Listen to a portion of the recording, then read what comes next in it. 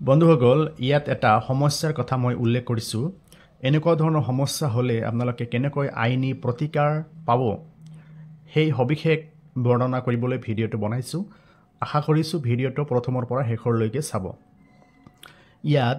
কোৱা হৈছে দুজন বন্ধু এ আৰু বি দুজন বন্ধু দুজনৰ মাজত ভাল এটা ৰিলেশ্যনশ্বিপ আছিল আৰু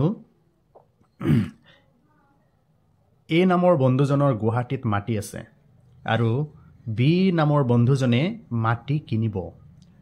মানে বি নামৰ বন্ধুজনে গুৱাহাটীত মাটি কিনিবলৈ ইচ্ছা প্ৰকাশ কৰিছে আৰু দুজনৰ মাজত আলোচনা হ'ল এ ক'লে যে মোৰ গুৱাহাটীত মাটি আছে বি ক'লে যে ঠিক আছে মই মাটিডোখৰ কিনিম এনেকৈ দুয়োপক্ষই মাটিটো দেখিলে দেখাৰ পিছত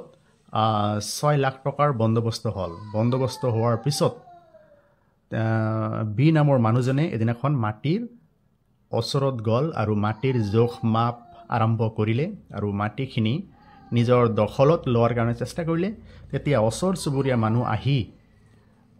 এই বি নামৰ মানুহজনক ক'লে যে এই মাটিটো আসলতে এৰ নহয় আপুনি যে এৰ পৰা কিনিছে মাটিটো এৰ নহয় গতিকে আপোনাক ইয়াত মানে দখল কৰিবলৈ নিদিও এনেকুৱা ধৰণৰ সমস্যা এটা সৃষ্টি হৈ গ'ল তেতিয়া বি নামৰ বন্ধুজনে এ নামৰ বন্ধুজনক ঘটনাটো ক'লে আৰু কোৱাৰ পিছত এই বি নামৰ বন্ধুজনে মানে সংশ্লিষ্ট অফিচত গৈ মাটিৰ সাৰ্কেল অফিচ ৰেভিনিউ অফিচত গৈ মাটিৰ বিষয়ে তন্নকৈ জানিলে আৰু জনাৰ পিছত গম পালে যে মাটিডোখৰ আসলতে এৰ নামত নাই এই মাটিডোখৰ আসলতে খাস মাটি চৰকাৰী মাটি সিলিং ল্যান্ড হয় গতিকে ইতিমধ্যে কিন্তু মাটিডোখৰ বেচা কিনা কৰি 6 লাখ টকা দি দিলে বি নামৰ বন্ধুজনে এতিয়া এই বি 6 লাখ টকা কেনেকৈ উদ্ধাৰ কৰিব এই সংক্ৰান্তত দুয়োৰ মাজত গোচৰ হ'ল এতিয়া বি নামৰ মানুহজনে এটা মানি শুট কৰিলে মানি শুট অৰ্থ মামলা গতিকে এই বি নামৰ মানুহজনে মানি শুট কৰি এই এৰ পৰা 6 লাখ টকা উদ্ধাৰ কৰিবৰ কাৰণে গোচৰ মকৰ্দমা ৰুজু কৰিলে দেৱানী আদালতত আৰু দেৱানী আদালতে চালি জাৰি চাই এই 6 লাখ টকা বি ঘূৰাই দিবৰ কাৰণে উইথ ইণ্টাৰেষ্টৰ সৈতে ঘূৰাই দিবৰ কাৰণে এৰ বিপক্ষে ৰায়দান কৰিলে গতিকে এনেকুৱা ধৰণৰ সমস্যা হ'লে আপোনালোকে মানি শুট কৰিব পাৰে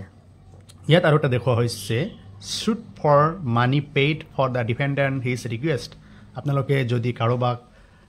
অনুৰোধ মৰ্মে টকা ধাৰে দিয়াৰ পিছত যদি সেইটো